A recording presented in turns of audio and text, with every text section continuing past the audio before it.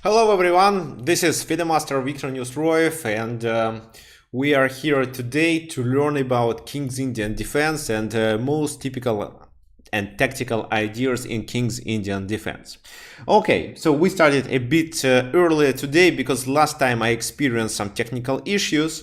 So this time everything went smoothly, and I think that the sound and the video quality is good.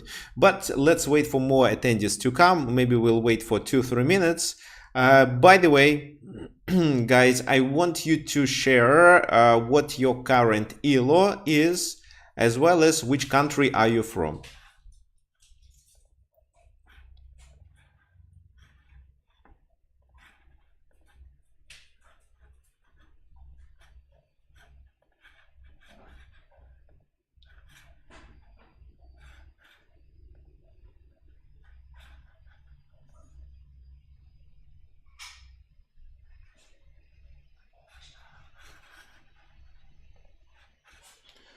Okay, so I'm looking at your comments on several different platforms.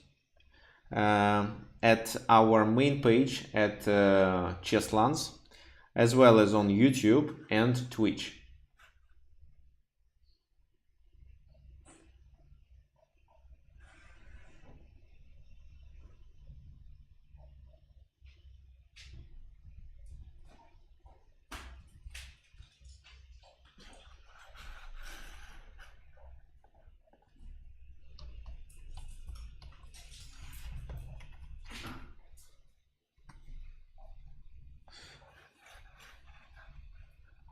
Okay, so let me share one thing with you.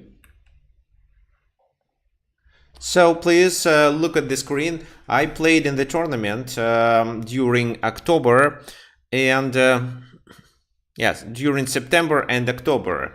That was a national league of Argentina. So this is the list of the teams, 18 teams totally, and my team was San Isidro.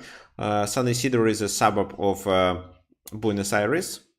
I don't live there, but anyway, I was invited to play for San Isidro. This is not a strong team, but we did perform well. So 3 boards, so 3 main players and some players who can substitute others. So here we have finally how many? 1, 2, 3, 12. 1, 2, 3. Yeah, 12 people. I played 6 games, more than anyone, and I scored 4.5. So if you look at my profile, you'll see that mainly I was playing with white pieces because our team director decided that I should be playing with white pieces because, well, there is they have a choice. I mean, a team director has a choice, and he may, for example, move me from board 1 to board 2 or even board 3, and that's why I played with a white color 5 games in a row. Well, unfortunately, well, actually, it wasn't 5 games in a row because it was. I missed a few rounds here. For example, I didn't play the first 2. I started from round 3, and in round 3 I defeated this guy who was 2000. Then in the next round I drew against Grandmaster Diego Flores. So well, at a certain moment I had a winning position, but he was able to save. Then I outplayed another strong. Well, I cannot say he was strong, but anyway, he was quite a good player. Then I won the game against Ariel Sorin, who is still a grandmaster. Well, who is a grandmaster, but unfortunately he dropped his rating. It's mainly because of his age. So people, when they get older, they start losing games to youngsters. Mainly because it's difficult for them to concentrate, it's difficult to calculate the lines, but not it's in all type of the positions, because older people with more experience usually play well technical positions. For example, some technical endgames. They have better understanding, but they struggle with tactics and calculation. And this is what happened in the game that I played against Grandmaster Ariel Serene. So there is actually PGN. So I was white. I didn't demonstrate this game to you, but let me quickly show it. So Italian game. And that was a critical moment of the game. So I'm trying to defend the pawn on e4, f3, and he plays d5. So that was the critical moment of the game. And he completely misses that the d5 pawn is pinned. He cannot take on e4. He has to save his rook on d8. And that's why here I play c4 in order to undermine it. And then he just has to give up a pawn. Instead of giving up a pawn with a d4 move, then knight takes d4 and my position is favorable, he decided to sacrifice the exchange. Well, he thought that with this move he doesn't lose anything. He played queen e8. C takes d5, rook d takes d5, rook takes d5, rook takes d5. And what do you think? Which move I played here? Who can tell me? So again, I'm looking at your comment.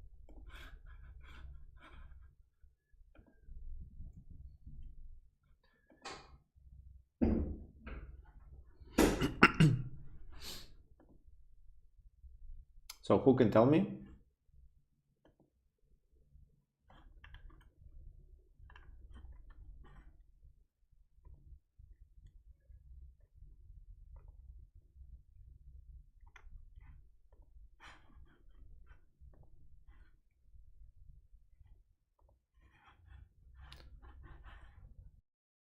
E takes d5, I just have my rook hanging on e1. It doesn't work.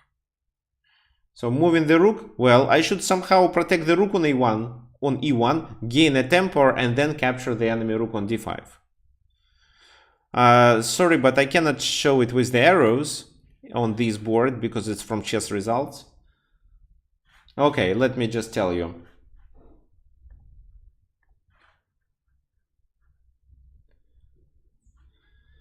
So here I played queen to c3 move.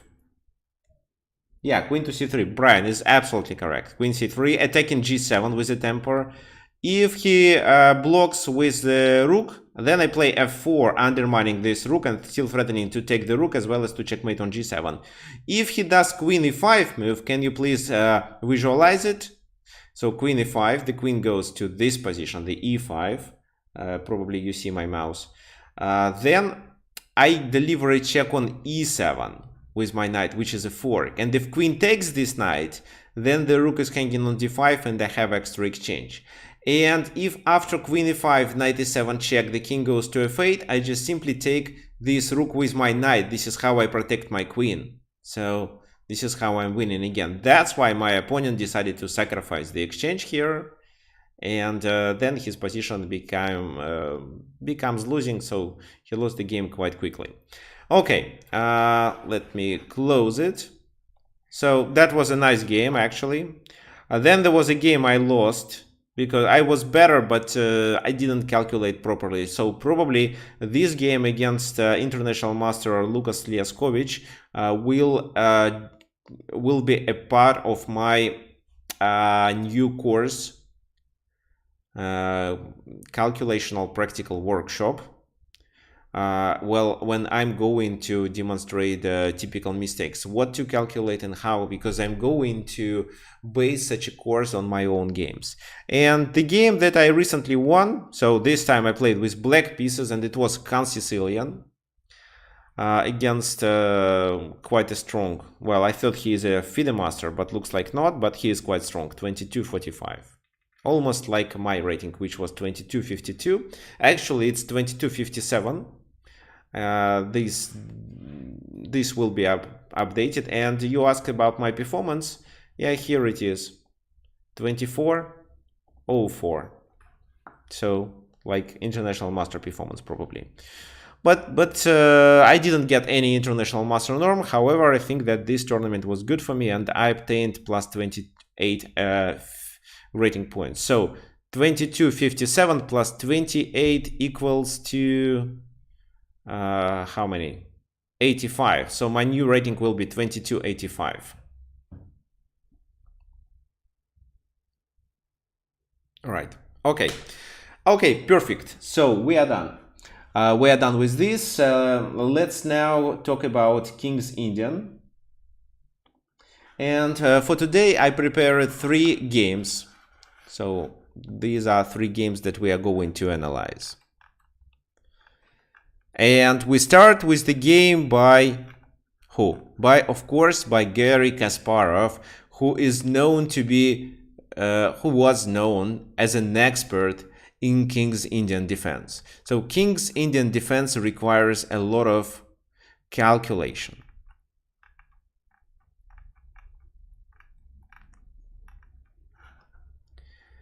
A lot of tactics, and that's why that was one of the primary openings that Garry Kasparov was played. This is the game against Vladimir Kramnik. Well, you cannot see it, unfortunately, but okay, maybe there is anything I can do with it.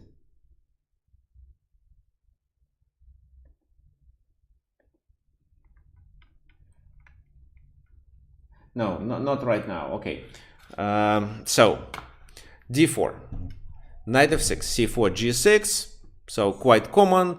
d6 was played, knight f3, castle, bishop e2. Everything is played according to the theory. When I was younger, I played such a position with white pieces. Now I don't play d4 anymore, only occasionally. So d5, and d5 provides the c5 square for the knight. So the knight goes to c5, knight a6, so usually knight a6, sometimes knight d7. But to secure the position of the knight on c5, a5 is required.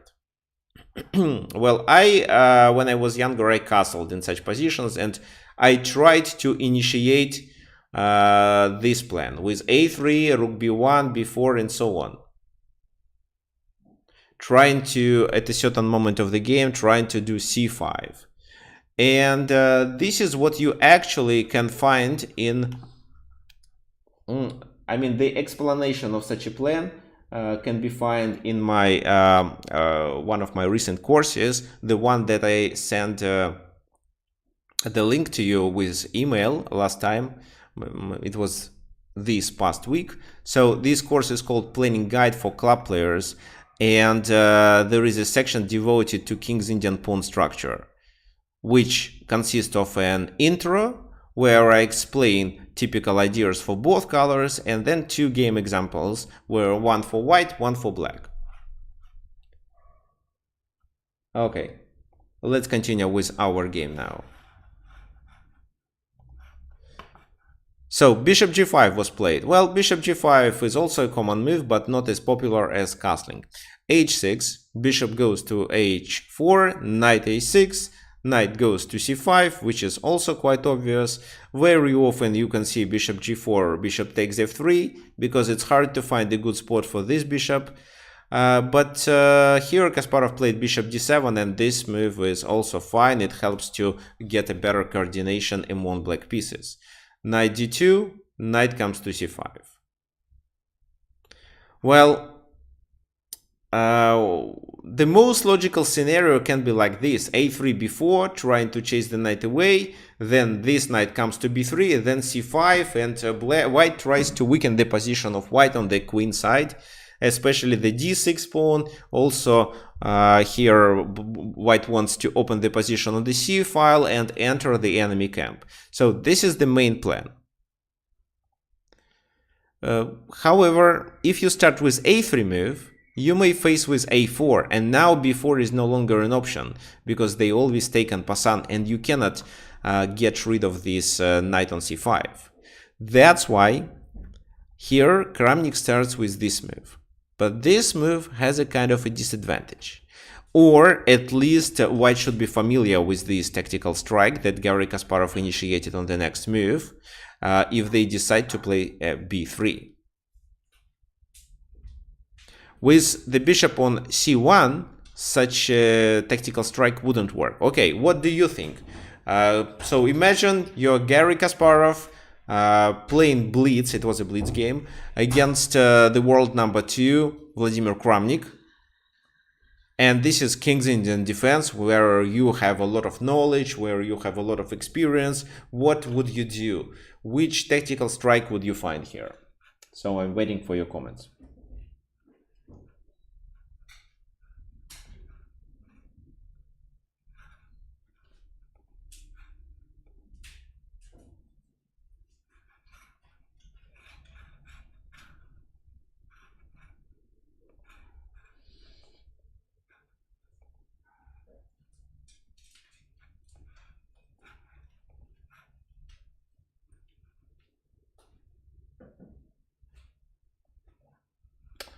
Oh my, did I?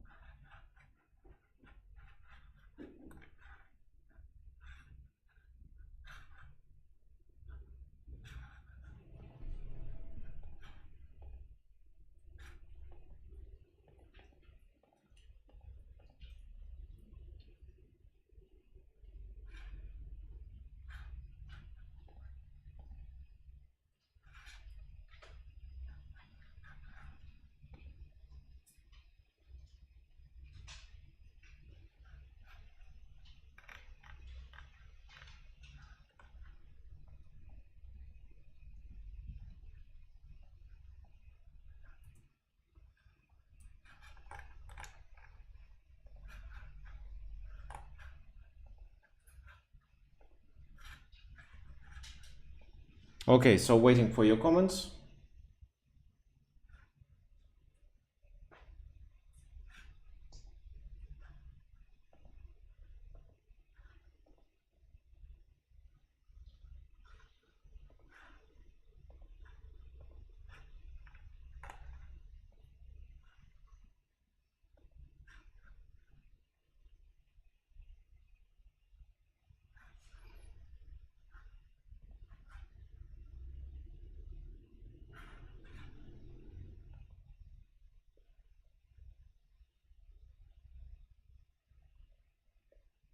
Okay, guys. So looks like again we had a technical issue here. I'm very sorry about it, but if you want to watch the what I was talking about before that, you can watch it on Facebook. Or I'll ask our assistant, to one of our colleagues, to publish it on chess.com at the club. So for some reason I clicked to start the stream, but it didn't go well. Now it's working. So I didn't say anything specific. I was just explaining the strategy for white or for black. And we came to this position, which is taken from the game between Vladimir Kramnik and Garry Kasparov. Garry was known as an expert of King's Indian defense. And this is the moment where Garry Kasparov initiated a tactical strike. This tactical strike was mainly possible because of this move b3. Let me just repeat once again why b3 was played.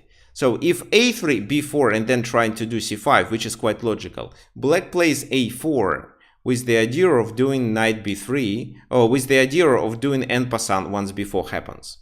So then if white allows black to get the pawn to a4, such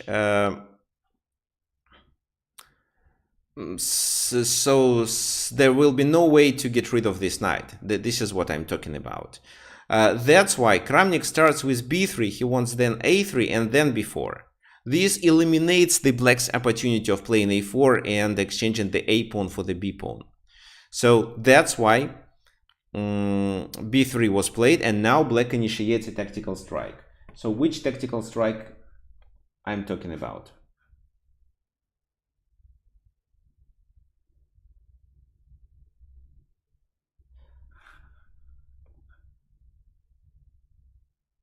Okay. Ahidres Canteras suggests g5. Well, g5, bishop g3, it's not a tactical strike. Then knight takes e4. How does it work? Oh, nice idea. So g5, bishop goes there, then you take, they take with the knight, you take this knight, they take with the other knight, then you play f5, trying to trap the bishop. Well, it's interesting, it does make sense. What happens after that?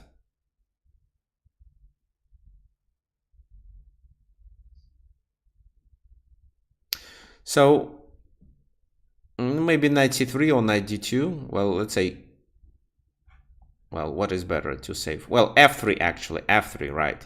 You have to take, and this position looks good for white. There is no attack on the king side for black anymore, and white can do c5 with the bishop. Maybe they play 3b4. So the position got simplified, and the white's plan becomes more clear. So g5 isn't actually, well, it is a tactical strike, but it's not a favorable tactical strike for black. Okay, any other suggestions?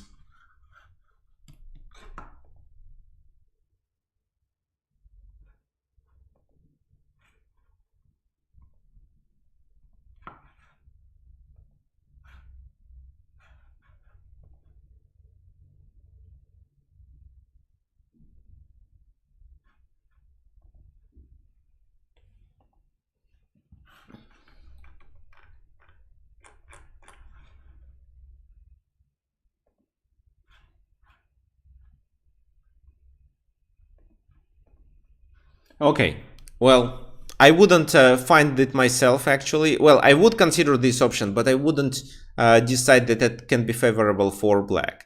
In Blitz, it's definitely favorable for black. So here, Garry Kasparov plays this nice move, taking advantage of the attack of the bishop. For example, if now white takes the knight, then queen takes here, knight takes c5, d takes c5, and black has extra pawn. However, of course, white should capture the queen. This is exactly what happened. Knight c3, this is a fork, and white should save the queen, otherwise they lose a few pieces. So queen e1, rook f d8. And now we came to the position where black has two minor pieces and one pawn in order to compensate the queen. Well, it's definitely not enough, you may think. And yes, that's absolutely right, it's not enough. The other factor that we should take into account is the black's pieces coordination. So with two minor pieces and the pawn, but because of better pieces coordination and because of joining this bishop to the game, black gets more compensation than you may think originally. Well, actually, one thing that you may remember about such a bishop, which is usually bad, it's absolutely blocked. Sometimes black uses it by locating its own f8 in order to support the pawn on d6, which is attacked with c5. However, I want you to understand that once you are able to join the dark squared bishop to the game, you are likely to get a winning position with black pieces.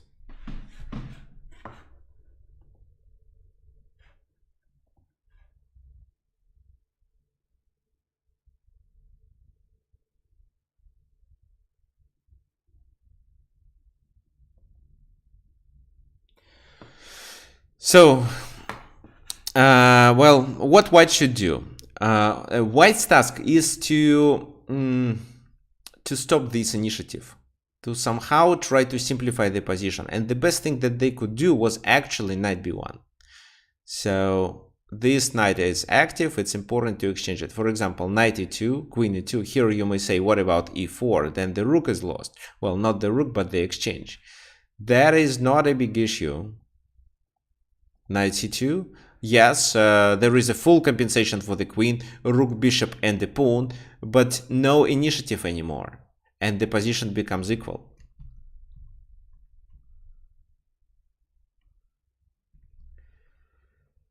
So if this move, then just knight a3 and knight goes to c2 or to b5, rook d1, and again, looks like there is no initiative for black anymore.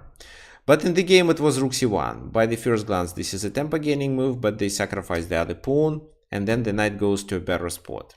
Again, creating some extra threat. bishop d1, e4, rook goes to b1, and rook e8 was played. Another thing you may consider here is bishop d4, which is actually a good move and maybe even better than the one that Garry Kasparov played. And if, for example, here white decides to take on e4, what happens with their position? Who can tell me?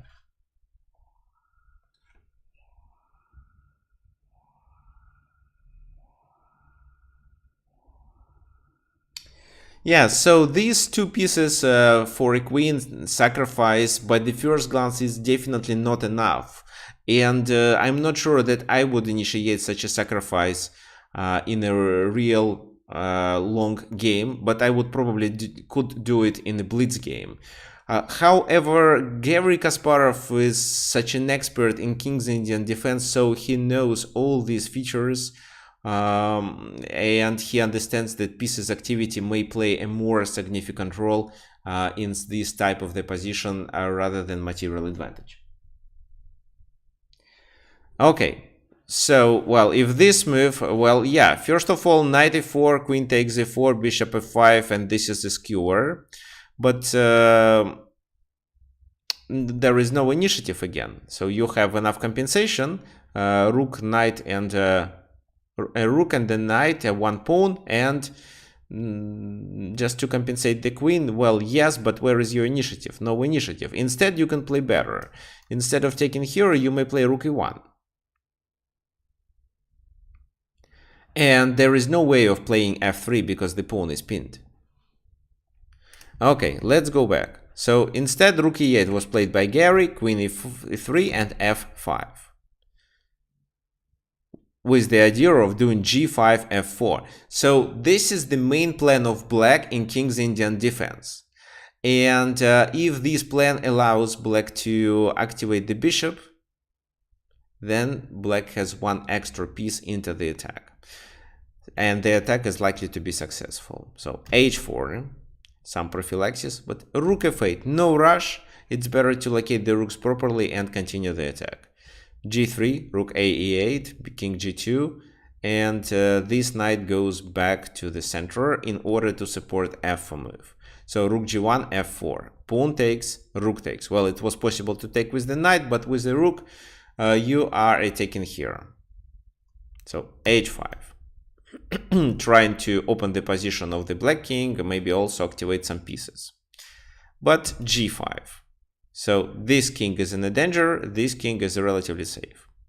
And one more thing, actually, what you should remember, when you play with a queen against some other material, so it's a kind of imbalanced position, where you have a queen, your opponent has a compensation for the queen, the most important thing is to try to take advantage of the weakness of the enemy king. If the king is not weak, then you should weaken it by doing such moves like h5.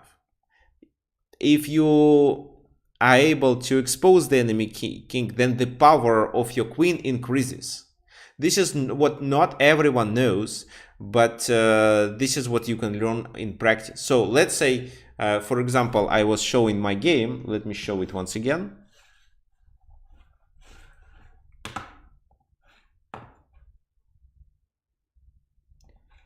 I was showing my game against Grandmaster Ariel Sorin. So this is the game I was talking about. And okay, let's quickly skip this part. So I was able to end up with extra exchange in this position. And how do I take advantage of my queen activity? Queen and rook coordination. So they also have a queen, but with a knight and the queen, they are unlikely to challenge my king.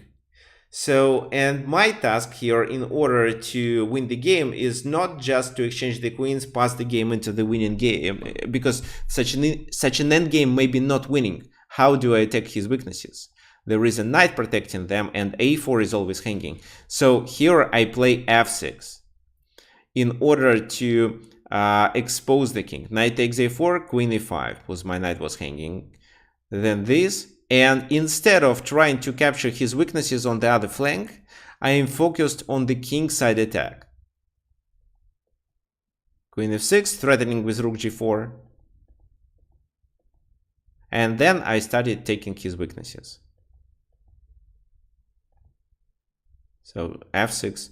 Well, the game wasn't over actually. The game wasn't over here. I think it wasn't even f6. It was f5 if I'm not mistaken. Yes, it was not f6 but f5. I played, after f5 I played queen c4 and took the pawn on a4. But the main idea was to take advantage of the king weakness. It wasn't weak at the very beginning, but with f6 I could expose it. Okay, now let's continue with the game. With the game of Garry Kasparov. So g5, rook f1 and rook h4, threatening with bishop h3 move, but rook h1, and they repeated the position, and finally Garry decided to double. f3 was played, because if not this, then bishop e2, let's say, then rook h4, bishop h3 is still a threat, and here knight f4, let's say, and here even bishop d4 is enough. The queen just has no squares. It's a fork every time. But f3. So Kramnik is doing actually a right thing. He tries to open the position, simplify it, and exchange pieces. Because if, let's say, you have two minor pieces and the pawn against the queen and no other pieces, you are unlikely to win the game. Moreover, you can even lose it. Well, most likely you will draw it, but there is a chance to lose. But with better pieces coordination, so these pieces are much better than this. So this rook and the queen are still doing some stuff, but the knight, the bishop, and especially the rook on b1 are quite passive. So rook h4, f takes e4, and knight f4, starting a mating attack. King goes there, then the other knight joins the game, and after e5, well, what else to suggest? Because bishop e5 is coming. So e5, knight takes e5, rook goes to c1, and there is nothing to talk about. So the queen was gained back. Now the material is, well, the number of pieces is equal, black is 2 pawns up. Knight h3 check, the rooks are exchanged, and actually even without these pawns, it's a completely winning position because of a mating net that Garry Kasparov creates. So knight f4, and there is a checkmate in 7 moves. So this is where Kramnik resigned, but the game could be continued like that. And then this move with the idea of doing several things. This, well, it's up to you. So probably bishop d4 is the main threat, and then the queen is promoted. The pawn is promoted to the queen. This is what I wanted to say. So what you may remember from this game. From this game, you may also learn about a queen sacrifice, which definitely will lead to a kind of a misunderstanding of the position from your opponent. He gonna get into trouble anyway, because he won't be familiar and he would overestimate his position, considering that the queen is a lot and the two minor pieces in the pawn doesn't cost the queen, but probably he would misunderstood such a factor as pieces coordination. So if you can compensate your material losses with better pieces activity, it is enough, especially in such a opening, in such a structure where your task is to initiate the attack on the enemy king. It's always risky when your pieces are coordinated. Okay, so that was the tactical strike, which was found by Garry Kasparov. Maybe it was his home preparation, maybe he found it during the game, which I doubt. I think he knew these ideas and he was just about to evaluate how his pieces are good in this exact position. The second game that I would like to demonstrate is the game played by my friend who was also teaching me chess in 2019 when I became a FIDE master. So it's Grandmaster Dmitry Bachurov who was playing with white pieces in this game. However, that time he was not a Grandmaster, just a master. And I think at that period I also defeated him a few times. Okay, well, let's start. Here, white decided to fianchetto their light squared bishop, which is quite a common strategy against king's Indian defense. This setup is considered to be quite strong when you are about to get attacked on the king side. So, for example, this setup is very common against Dutch defense with f5 move. Okay, d6, castle, knight c6. So knight c6 looks kind of a suspicious move, to be honest.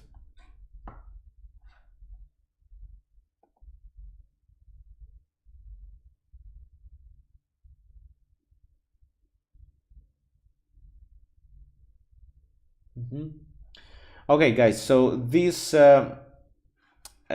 stream is now available at Chesslands as well as on YouTube. So if you experience any problems with YouTube, go back to Chesslands. It's also available on Twitch.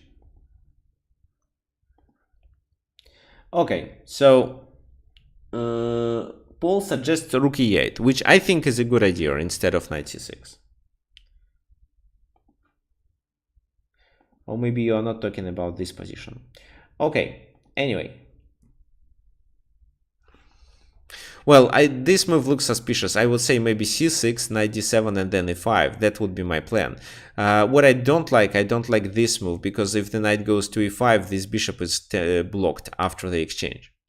Well, in the game it was knight c6, knight c3, a6, and then d5 was played. And now the knight goes to a5. And here b3 doesn't look bad. b3 is good. Well, typically when b3 is played in such positions, you may see such ideas like knight d5 or knight e4 with the main idea of taking advantage of this pin. But here, let's say knight e4 doesn't work. What's wrong with this move? Who can tell me? White ends up with extra material.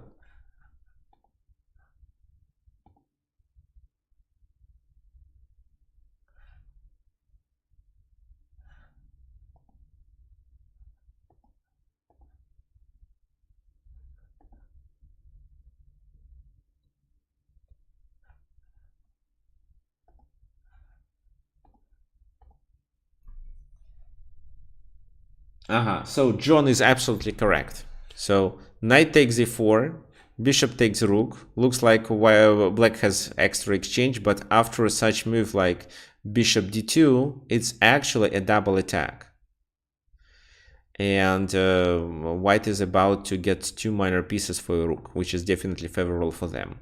Well, here Dmitry plays knight d2 instead of doing b3.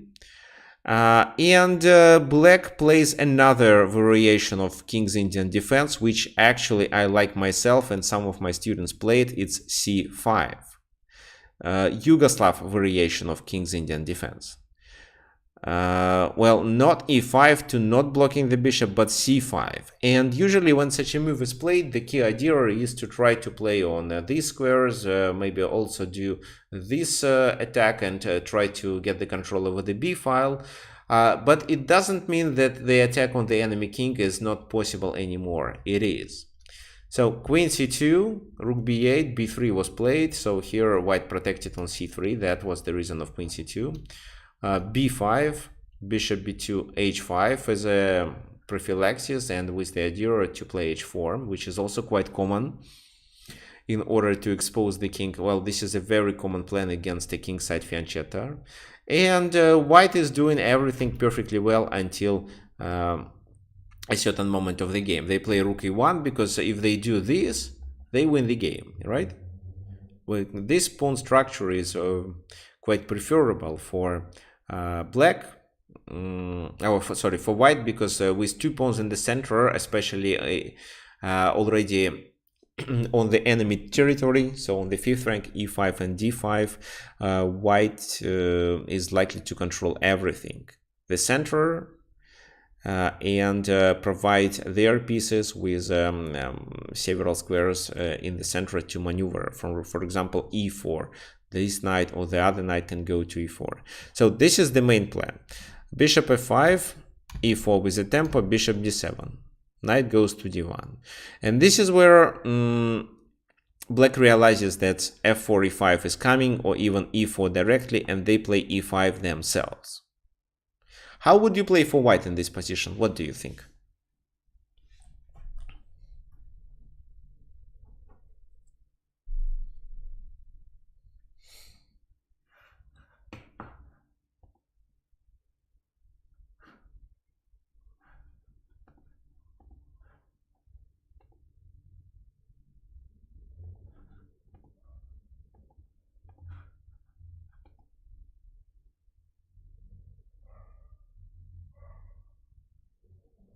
So knight takes e4. No, knight takes e4 when?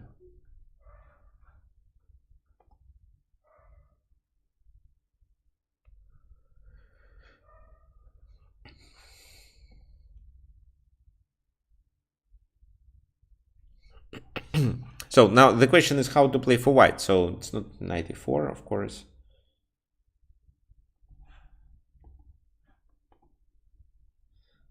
b4. Well, b4 is interesting, but c takes b4. What then? c5? Okay, maybe. What if I...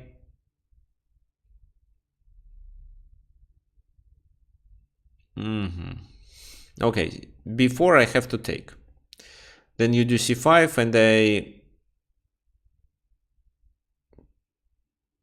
probably take it again. So well, bishop e5, rook goes here. So I don't think, well, we can make these moves on the board if you want. b4. Then, well, knight c4 is also attractive. Yeah, knight c4 looks good. Knight c4, for example, knight takes, pawn takes. So if you take, it's bishop b5, of course. So take here. And it seems that white is fine after bishop e5. But I think that after b4 it's better to take here, and after c5 is played, take, bishop e5, and just rook c8. So I don't think that white has any advantage. These pawns are quite strong. The bishop should retreat and e5 should be played, but knight c4, knight g4 also to stop it. So if black wants to close the center, white should try to undermine it and obtain more ideas because of that. So f4, b takes c4, b takes c4, and now h4 trying to undermine. That was a really clever move, and there were several ways for white to stop it. For example, white could just play bishop c3, taking the control over this knight. Well, if the knight goes back to b7, then all these pieces are ugly.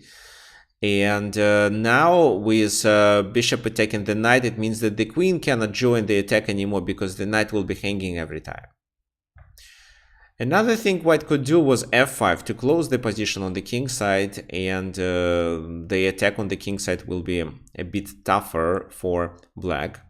For example, bishop h6, bishop c3, h takes g3, h takes g3, and looks like black pieces are stuck. It's not easy to find how exactly to continue the attack. Well, white played f takes e5, which looks logical, but is a mistake. When that happens, you take advantage of your bishop being fianchetted. So what do you think? What's the best move for black in this position? How do we take advantage of our bishop? Because activating this bishop is the key. Well, sometimes you can checkmate without this bishop, and that happens quite often in King's Indian defense. But if you can activate the bishop, you are likely to win the game. And if you see a possibility of doing it, activate it, even sometimes at the cost of one pawn.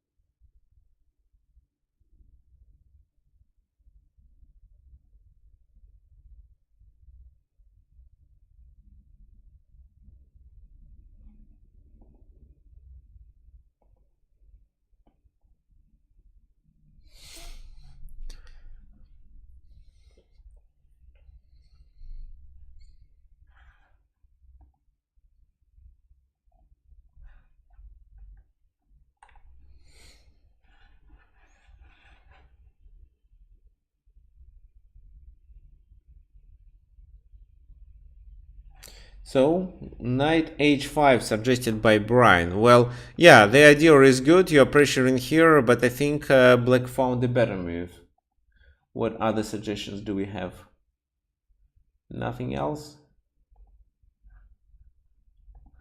Okay, not knight h5, but knight g4, threatening to take on h2, which is more important. Knight g4, right? This is exactly what happened. So here, for example, e6, breaking some coordination among enemy pieces, would be a good idea for white, but they took on d6. And yes, this tactical strike is coming because this bishop is better than a rook, because this bishop is able to provide black with more activity. Bishop checks, and if you want, you can always gain the exchange back with these two moves, knight f2 or knight e3. Because knight f2 they have to take. I doubt that they will tolerate these. Let me show you. So knight f2 they have to take. If they do not take, you can take here. Then you can go back and do something else, maybe play knight d3 and take on b2.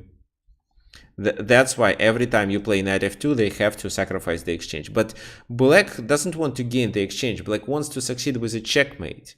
And what do you think? Which move black played in this game?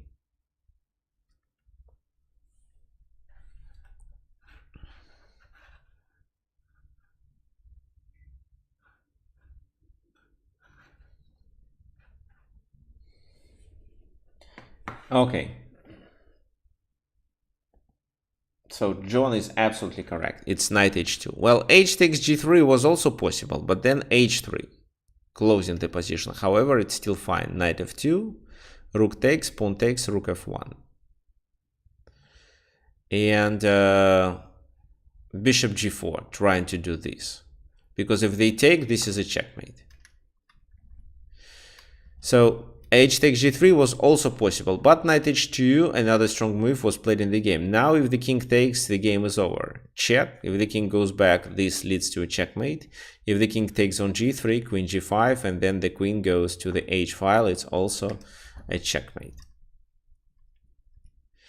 So that's why white just cannot take this knight. They have to bring more pieces to defend their position. Knight f3. Well, this is where black started making mistakes, and that's the reason why black lost the game. However, it's absolutely winning for black, and mainly because of their pieces. The knight, the bishop, and this queen, which is ready to join the place of action at any moment. So black played knight f1 move, gaining the exchange back, trying to capture on g3 or the next move, and they thought that this position is favorable for them, which is true, but it's not as good as it could be. So what's the best move for black here?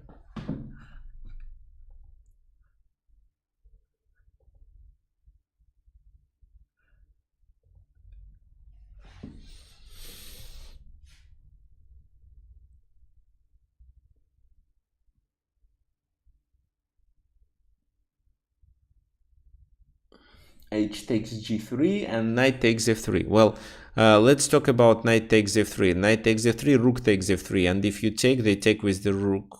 Then you still check. Okay. Okay, maybe they, in such a case, they take with the bishop, and if you take, queen h4 is a threat. Is there anything that they can do to stop it? Yes, they can play this move, and once you play this, they play that.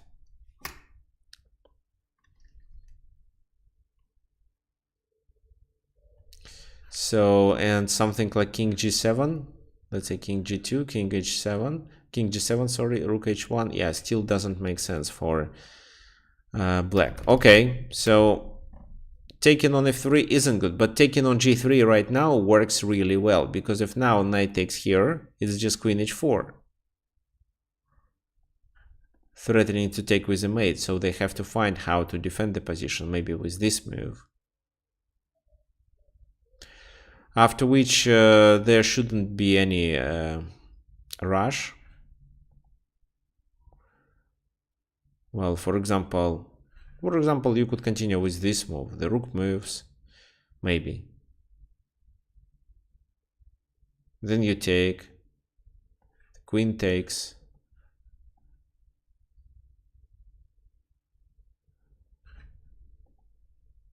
Well, bishop f5, and then you move the bishop to f1, which leads to a checkmate. Okay, good.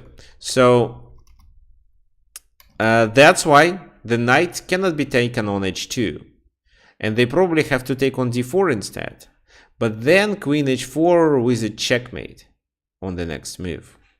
So king g1, c takes d4, and so this knight comes to g4, let's say, and queen h2 is a mate.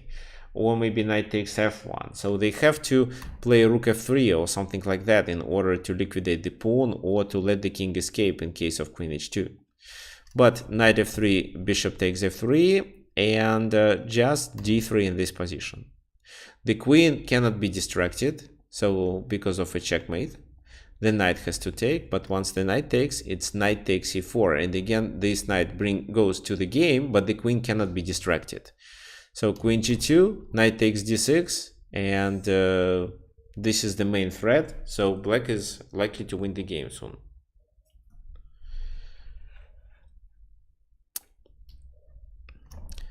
Okay, so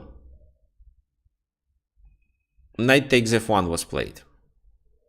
Bishop takes, h takes g3, knight takes d4, check on h4, king goes there, and this is where black made another mistake, this time the most significant one. Of course, the most simplest way of how to convert your advantage is to take on d4, and after queen g2, let's say, to stop g2 move, rook b8, knight tries to go to d1, then maybe knight b7, e5, knight c5. Yeah, black should be winning in this position. With their pieces activity, they can, I'm sure they can succeed, because e6 cannot be played. It's a blunder. I mean, f takes, d takes, bishop takes at least.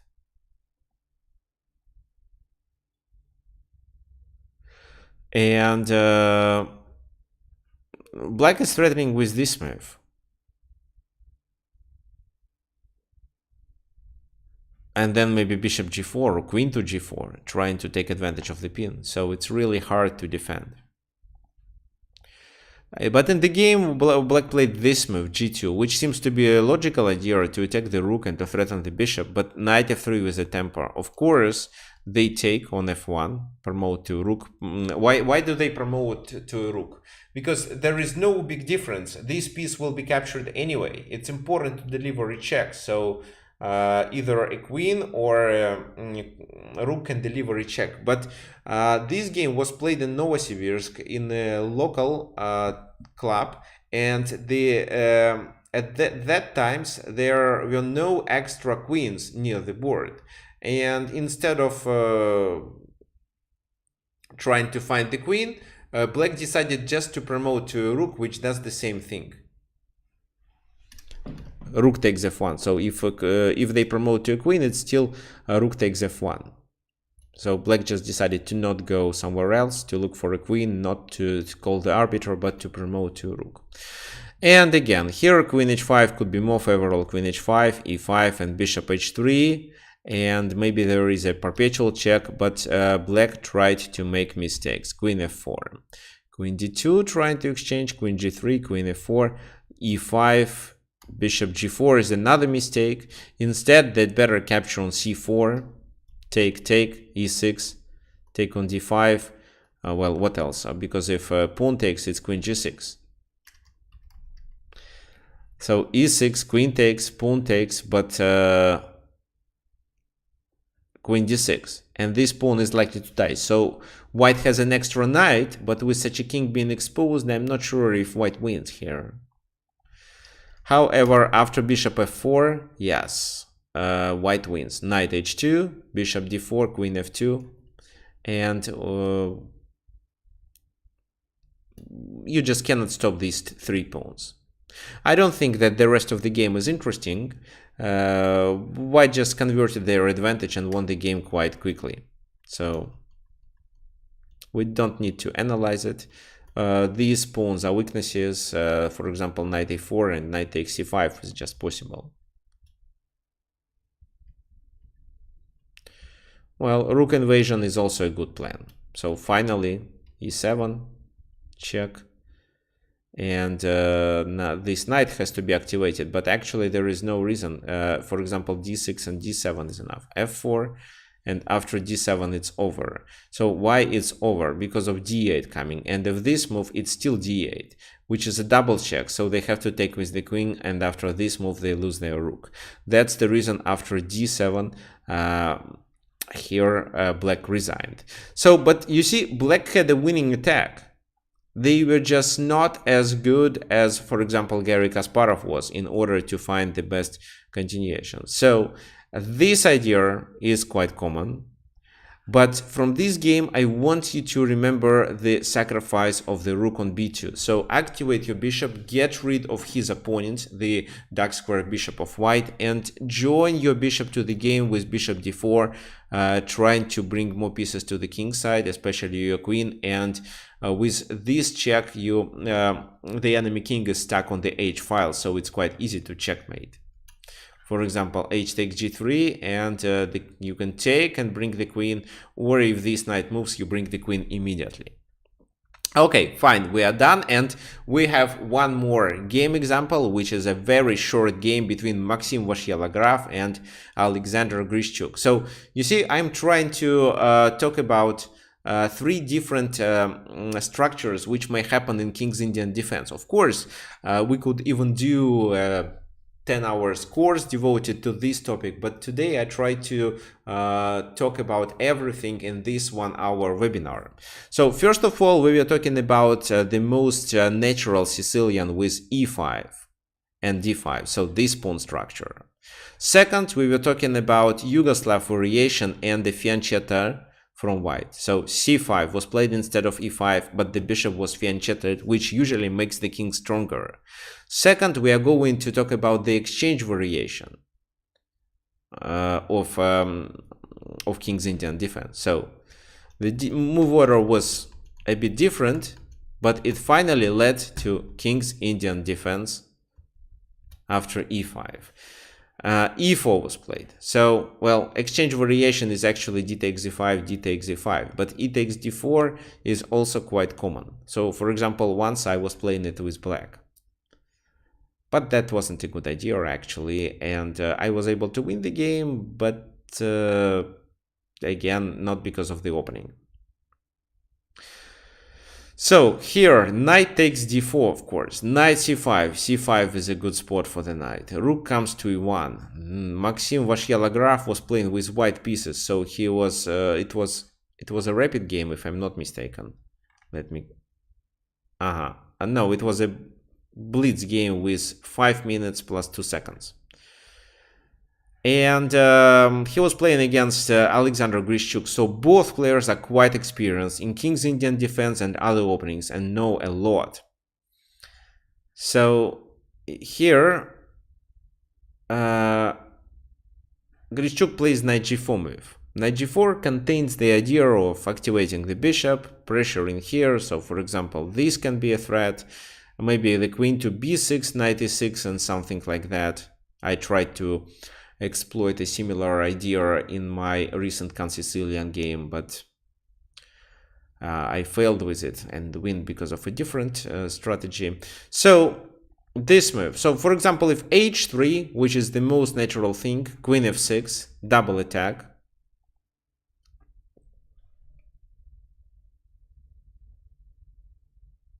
John, at which moment h5 was necessary? Okay, so queen f6, for example, what they can do? They can play knight f3, but if knight f3 is played, then it's knight e5 looks good, and after knight e5, d takes e5 looks like these pieces are good, only the bishop requires improvement, but this bishop will be bad for the whole game, I think. So black is even slightly better here. And if, for example, after queen f6 they take here, we take on d4, the queens are exchanged, and this position is relatively fine. So f3. Why f3? Why not, for example, to capture on d6?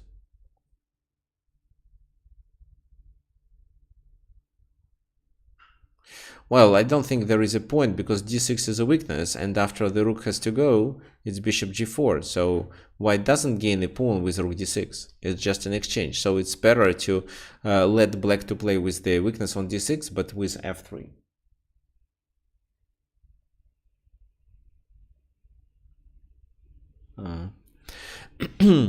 Well, yeah, sometimes a5 is necessary, sometimes b4 is a weakness. Well, I'll explain it. Okay, now I'll answer the question from Brian. They would take the knight first. No? Which knight? Wait a sec. So h3, queen f6, h takes g4, queen takes d4. Which knight? Or maybe you're talking about this. Knight e5. Ah, no. If they take the knight first, you take on d4. This, take. No, it's fine. Okay, so yeah, well, usually this knight has to be secured, and this is how Maxim Vashkelograph thought at that moment, and that's the reason why he played before. So now the question for you: which tactical strike Black is able to initiate in this position?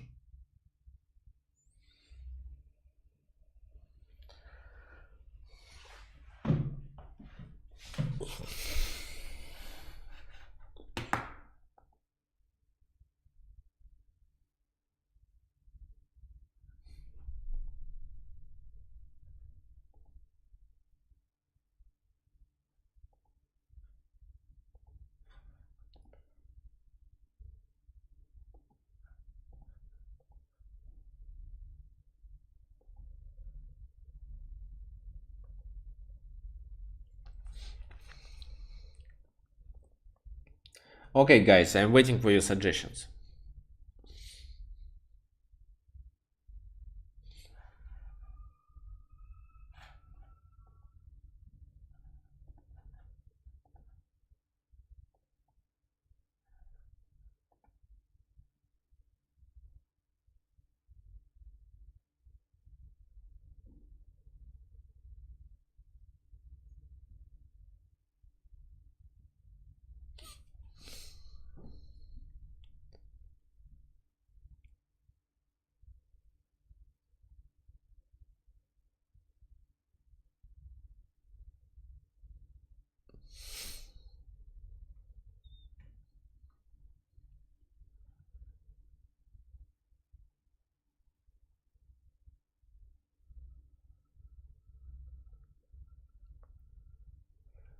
So, no suggestions?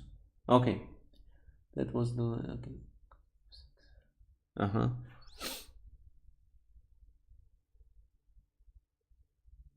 What do you... okay. Just a sec. So, knight g4.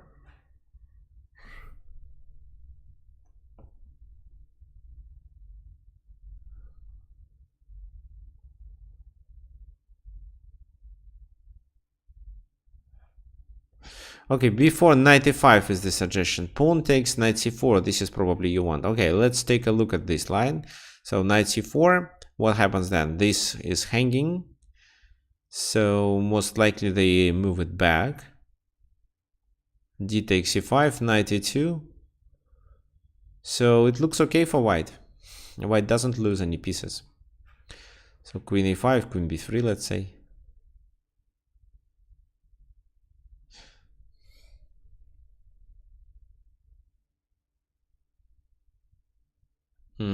But, well, how?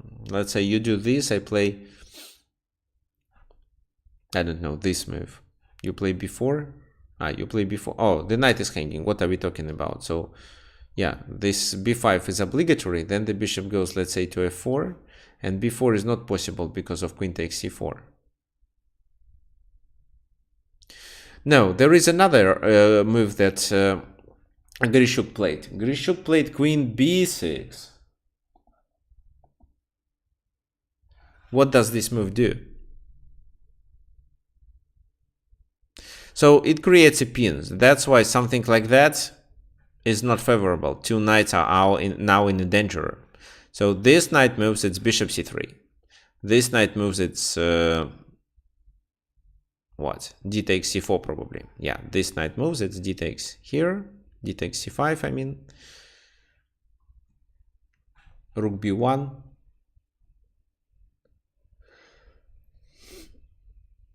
And how you may continue.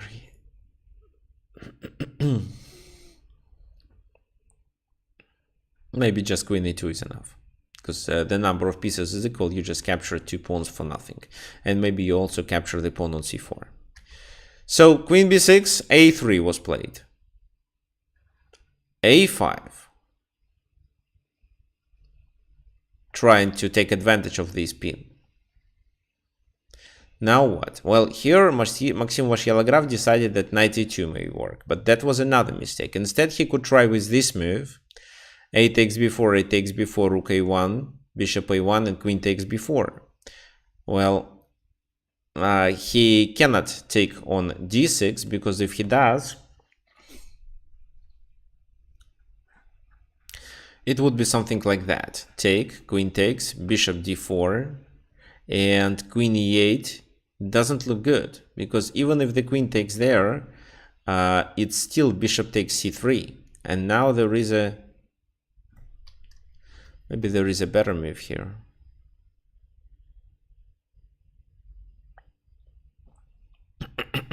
Yeah, for example, check. If king goes there, it's queen c4.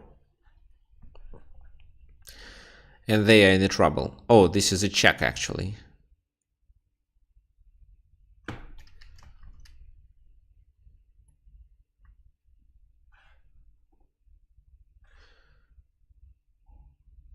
Okay, just 95, let's say. The pawn is stopped and everything is hanging. And after, well, after the knight moves, it's queen b1.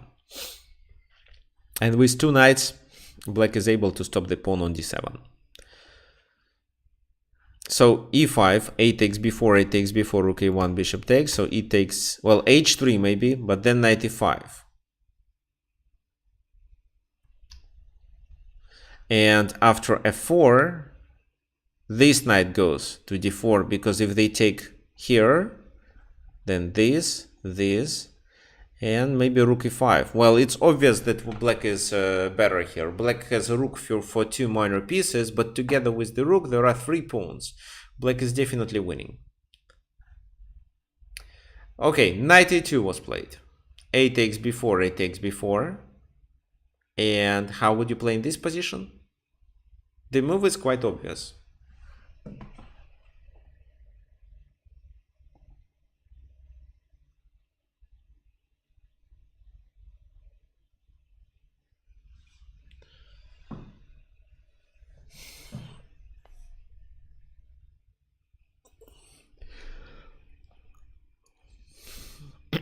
After the next move, white resigned. Can you imagine it? Maxim Vashyalagraf, one of, well, he's in top 10.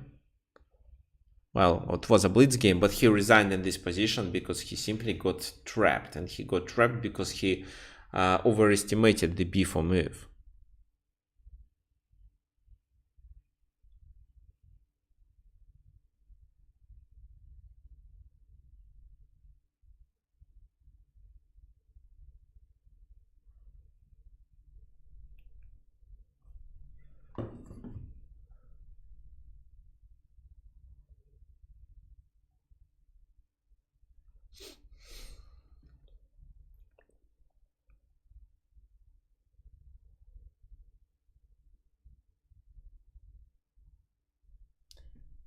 So what are your suggestions, guys?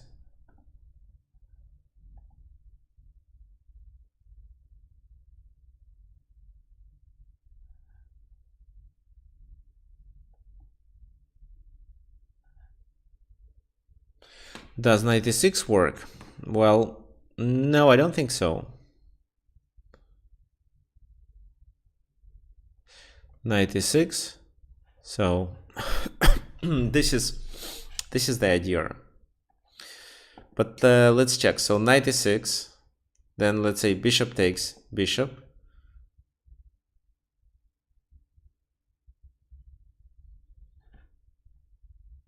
No. Queen f2. or maybe even knight f2. What is better?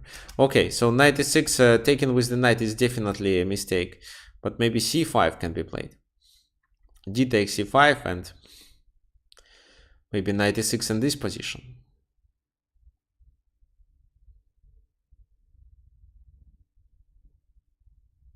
Yeah, knight e6 seems to be reasonable.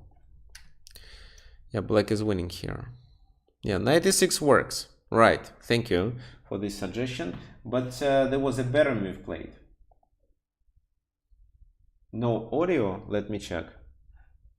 No, it's working.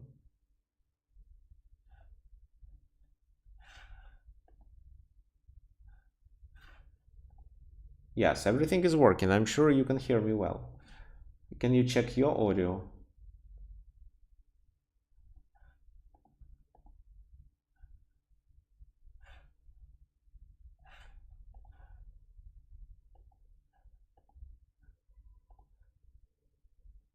Knight b3. Well, knight b3 seems to be another interesting move. Brian is absolutely correct. It's knight a4. So knight a4 is probably the strongest continuation here. Knight a4, and you don't need to sacrifice anything. How do they solve this problem? And once you get rid of it, you can take on d4. So let's say they even do this. Pawn takes. Pawn takes, queen b2. What are we talking about? A completely winning position. This, and this is hanging. So let's say knight e2, queen takes a1, supported by a bishop. So knight a4, and simply Maxim Vashyalagraf just resigned because he couldn't do anything. Even if he tries to save it, after the exchange he loses the knight on d4. That's why, yes, the position of the knight on c5 should be secured with a5. But if you see that after b4 with too many threats you can benefit, then instead do not play a5. Try to provoke your opponent to play b4, like happened in this game. Okay, so today we talked about 3 different types of the position in King's Indian defense, and I illustrated 3 different games, and I think the most representative is this one played by Garry Kasparov, because this is the most common scenario. After bishop g5, just remember that you have an opportunity of this sacrifice. If, for example, this sacrifice didn't work, you could consider queen e8, knight h7, f5, which is another typical strategy. Okay, so what do you think we should do at our next webinar? So maybe today there are just few people. Usually we have about 20 or 40 people, but this time it's about I think 10, which is quite low for us. And that's why I would like to talk about the topic of the next webinar. So as you remember, I have several years, so I can also do the webinar about tactics in Benoni defense. Another topic is the king defense itself, how to play Sicilian against Carey's attack, Caro-Kann with the advanced variation of Caro-Kann for black, and play like Firouzja,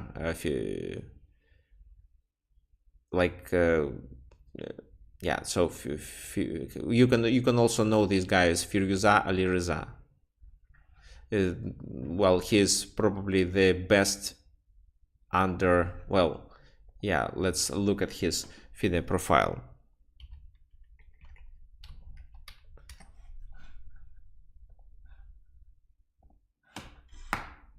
So this guy, yes, Alireza Firouzja, best junior.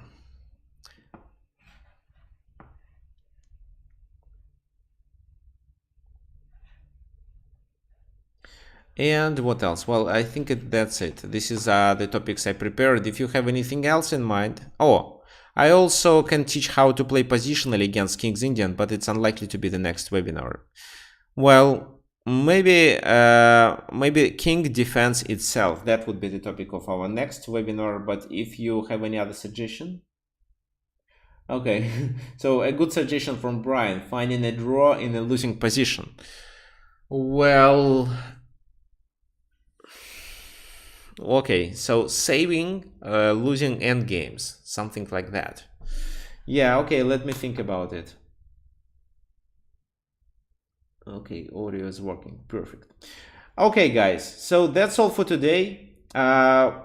So next weekend, I hope there will be more people. Maybe there is something wrong with announcements this time, and there was a technical issue. So unfortunately, again, we didn't start in time. And if you want to watch this webinar from the beginning to the end, I'm going to publish it inside our class on chess.com.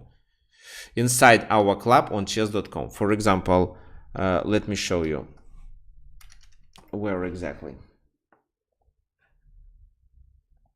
So this is my profile, and you can actually send me a friend request. But this is Chessland's club, and so this is our announcement. So inside this announcement, there will be a video. So here, instead of this text, I'll add a video that you can watch again from the beginning to the very end. Okay, so anyway, send me friend request, join our group at chess.com, and see you next weekend.